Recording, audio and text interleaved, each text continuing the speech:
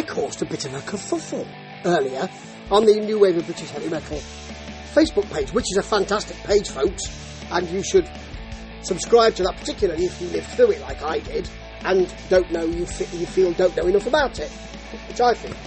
And I had seen a post which mentioned Budgie as possibly being at some point, not throughout. I mean, they're not a New Wave of British Heavy Metal band.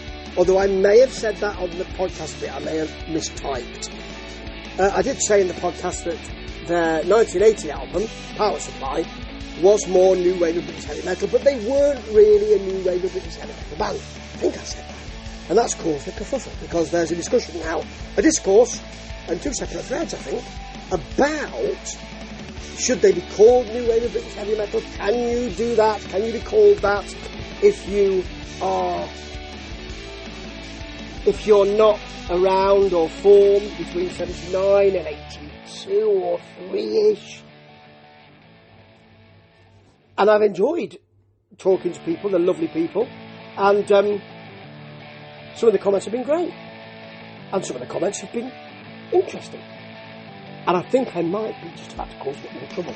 But let me tell you this, the stuff that I'm doing, the stuff that I did with the Budgie album, and the stuff that I'm doing tonight is a review of an album which probably isn't, let me say, New Wave of British Heavy Metal, but somebody mentioned it on the back of another one that I did, and didn't claim that it was New Wave of British Heavy Metal either.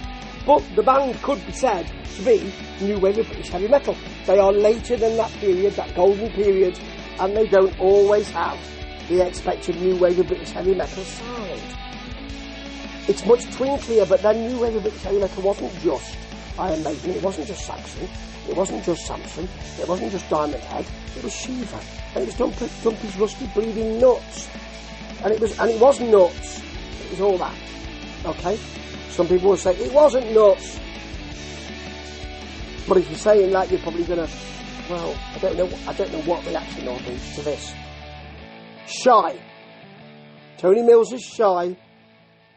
The third album, it's out of that period, but they were at the dying embers of New Wave of British Heavy Metal, or some would say they weren't. I'm having to add these caveats, aren't I?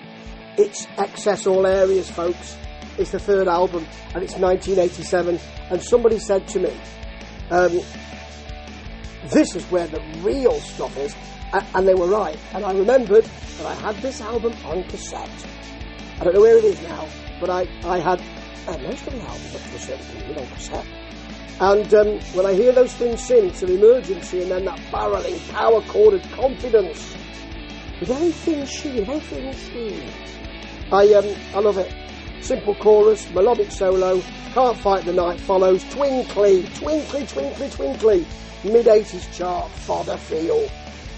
I mean, I'm not saying fodder in a bad way. I love the way that those, in the mid-80s, a lot of bands I liked, and from the softer end, were popular, and I couldn't tell some people that I like that, because they would have said, what, you like that? You like, I don't know, Journey and John Henley's first album, and FM, yeah. And this has got a simple sing-along middle, it's got a big beat and a big bass, big beat and bass. I mean, you're going to get that in 87, aren't you? The hair, by the way, on Tony Mills, much missed Tony Mills. I mean, you could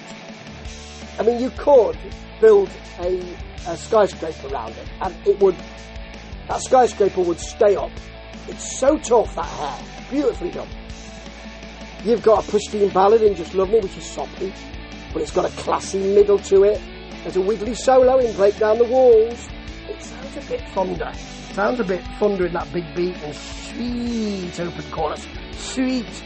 There is a version of Devil Woman which you don't really need to listen to. Skip it. It's rocked up. It's not ideal. In fact, it's rocked up here and we don't want it. Talk to Me has those synths arriving with a pop in. Pop. But expect a middle. You didn't expect it, but I like it. You know, sometimes you want that. When this is the kind of album you're looking at, you want that. And Telephone has got that wailing vocal and a rather West Coast solo. A West Coast solo, yeah. Don't Want to Lose Your Love is right at the end of the album. It's got a lovely big beat. It's got a nice chart feel to it, and quite a lot of this is saying, could I please be in the charts? Could I please be featured on your playlist?